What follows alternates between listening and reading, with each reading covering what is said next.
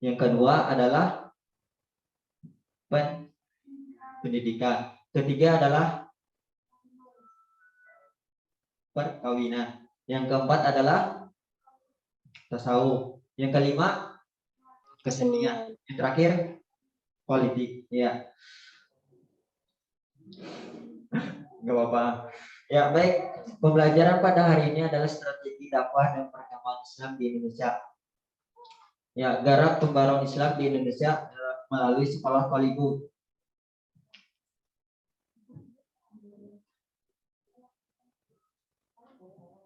Sekolah Tawalik. Aduh. Baik, apa ya? Wanda coba bacakan sekolah Tawalik. Di depan. Nah.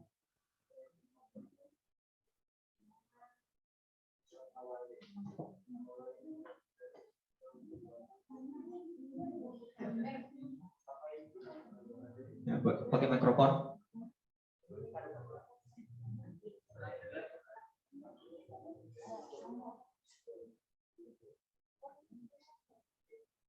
Tes. Silakan. Sekolah ini berasal dari surau jembatan besi. Surau berarti langgar atau masjid. Lembaga pendidikan, surau berasal dari pengajian di masjid. Mirip dengan pesantren di Jawa, Haji Abdullah Ahmad dan Haji Rasul pada tahun 1906 telah merintis perubahan sistem surau menjadi sistem sekolah.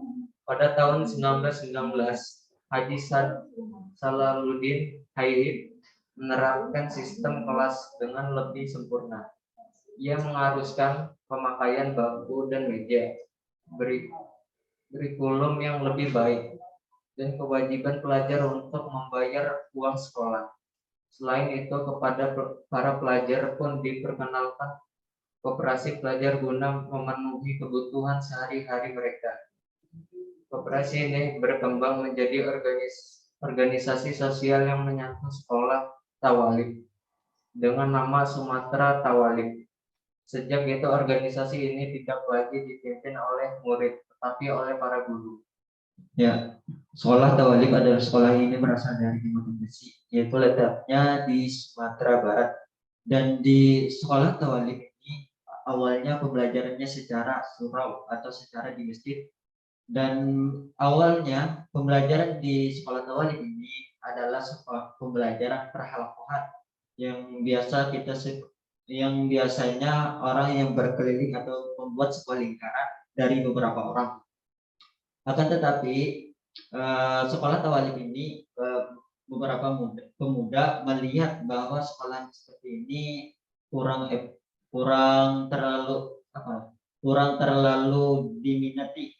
Akan tetapi mereka malah menyukai seperti pembelajaran sekarang, yaitu ada kursi, ada meja untuk berpakaian santai. Akan tetapi di sekolah Tawalik, sebelum pembelajaran sekolah Tawalik, mereka menggunakan sarungan. Terus pembelajarannya banyak yang murid mencari guru. Akan tetapi sekarang adalah guru yang mengawasi di sekolah untuk pembelajaran anak-anaknya seperti sekarang. Terus selanjutnya adalah Jamiatul Khair.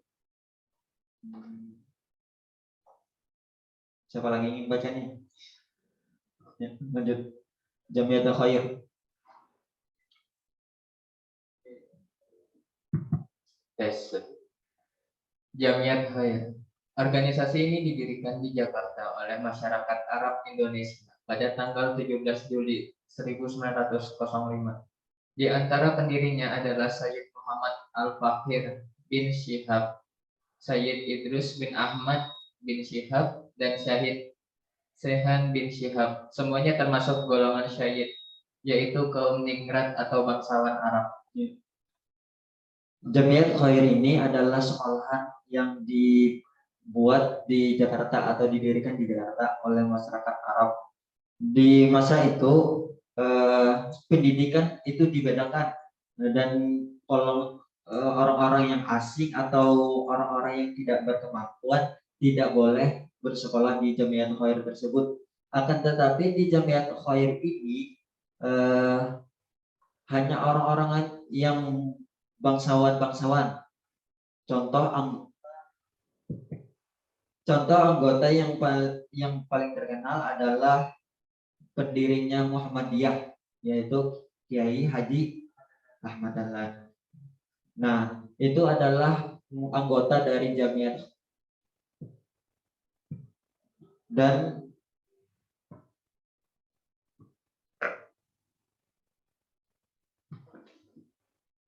di Jamiat Khair ini orang-orang yang lemah tidak ada yang bisa masuk. Sebaliknya adalah Al-Irsyad. Nah, siapa lagi yang baca?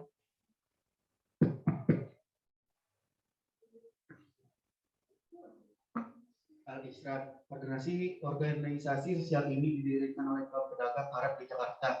Al-Irsyad memutuskan perhatiannya pada bidang pendidikan dengan mendirikan sekolah dan perpustakaan. Sekolah Al-Irsyad banyak jenisnya, ada sekolah tingkat dasar, sekolah guru, dan program takhasus. Memperdalam agama dan bahasa asing. Ada yang paham maksud Al-Irsyad? Ya, sekolah Al-Irsyad adalah organisasi ini atau kebalikan dari Jamiatul Khair karena dari pedagang Arab juga, tetapi Al-Irsyad memusatkan perhatian di bidang pendidikan dan mendirikan sekolah dan perpustakaan. Ini jenisnya ada sekolah tingkat dasar, sekolah guru, dan program terkhusus bermendalam agama dan bahasa asing. Dan Al-Irsyad ini hanya memfokuskan bahasa Arab dan bahasa